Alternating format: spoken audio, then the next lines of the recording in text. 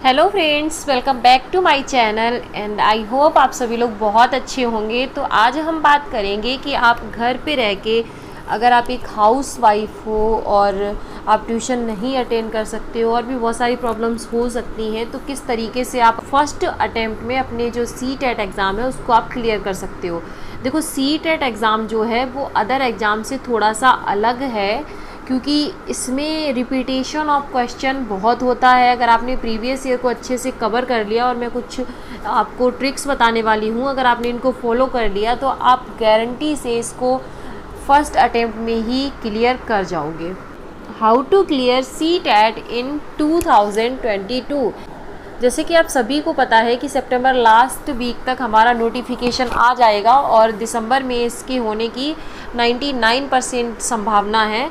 तो ऐसे में आपको अपनी तैयारी को बिल्कुल भी बंद करना है और उसे और भी अच्छे से जिन चीज़ों को आप पढ़ चुके हो उनको आपको रिवाइज़ करते हुए चलना है। तो नंबर फर्स्ट है हमारा, देखो हमारा पेपर कितने नंबर का होता है, 150 नंबर का होता है। कितने नंबर का होता है, 150।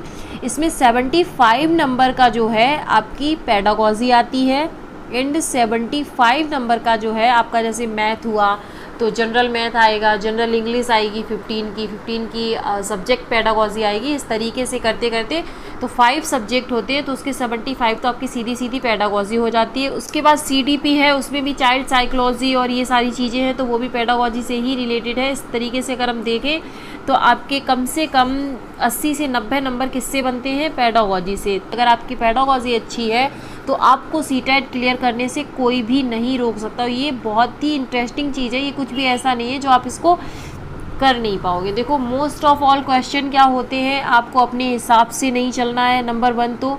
और नंबर 2 आपको क्या करना है, आपको हमेशा किसको केंद्र में रखना है, बच्चे को केंद्र में रखना है।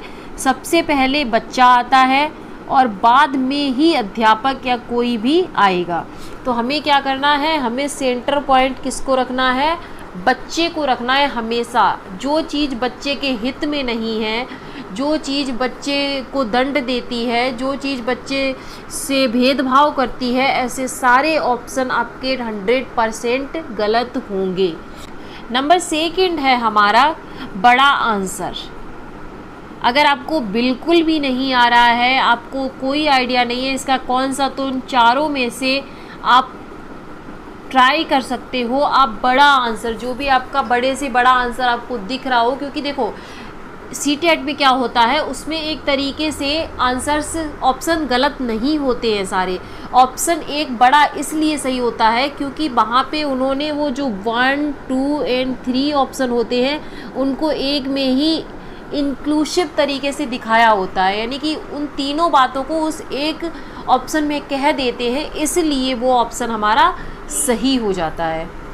तो 70% तक इसकी गारंटी है कि अगर आप बड़ा आंसर चूज करते हो तो आपका क्वेश्चन सही होगा। नंबर 3 है हमारा समावेशी शिक्षा या इंक्लूसिव एजुकेशन, जिसपे कि सरकार हो, चाहे NCF 2005 हो या NEP 2020 हो, हर कोई बहुत ज़्यादा ध्यान दे रहा है।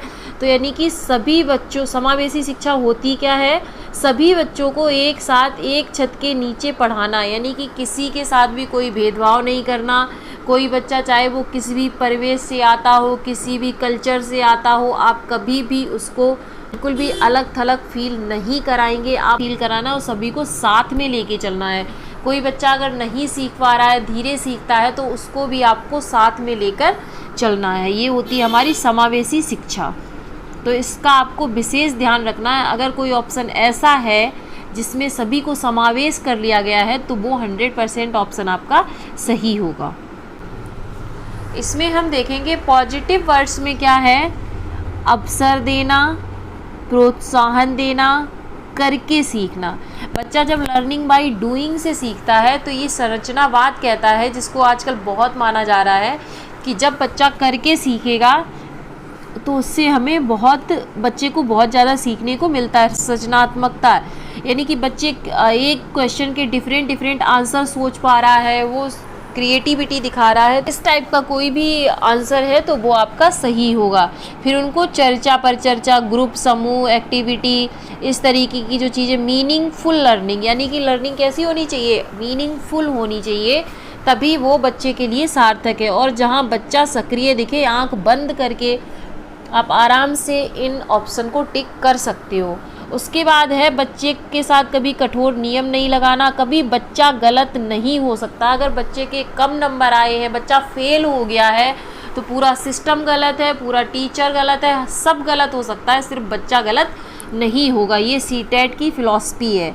केवल कहीं पे लगा हो, मात्र लगा हो और जहाँ रटने को बढ़ावा दिया गया हो, ऐसे ऑप्शन को आप चूज़ नहीं करेंगे।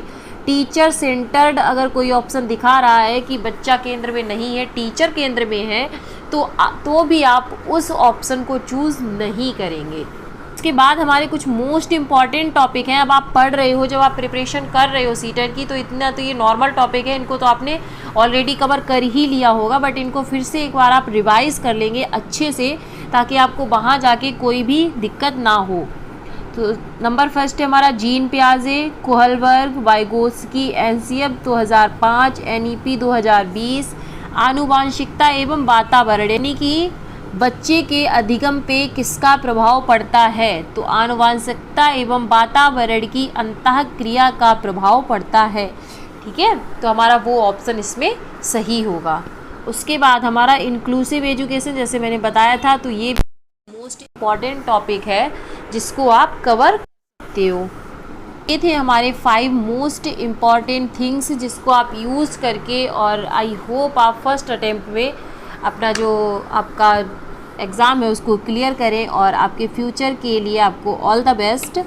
तो चलिए फिर मिलते हैं नेक्स्ट वीडियो में। Thanks for watching, like, share and subscribe. जय हिंद।